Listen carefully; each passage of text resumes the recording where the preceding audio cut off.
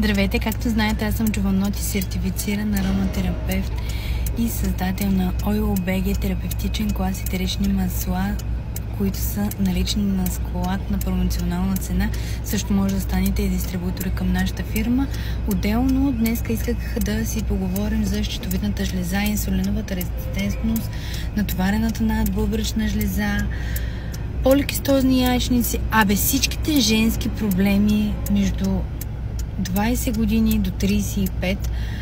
Това са доста срещани проблеми, причините са хиляди и най-вече лечението, което се дава в България, и аз като една от стотиците жени, които са с тези заболявания, съм посетила доста лекари. Лечението, което се дава, е едно и също и мога да кажа, че е доста базово, доста малко са запознати с... Даже мога да кажа, че точно само една съм попадала, която е запозната с точност и със сигурност и знае и е на доста добро ниво за лечението.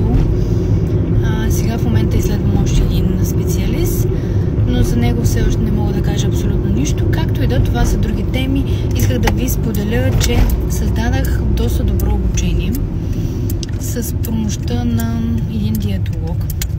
Съветвам го сега с една професорка и ще го приложа първо върху себе си и след това ще почна да ви говоря с подробности за него.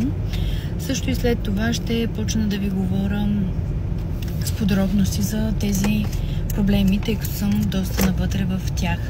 Вие имате ли проблеми с щитовидна жлеза, хашимото, надбъбречна жлеза, поликистозни яйчници и подобни заболявания? Ще се радвам да ми отговорите в коментар.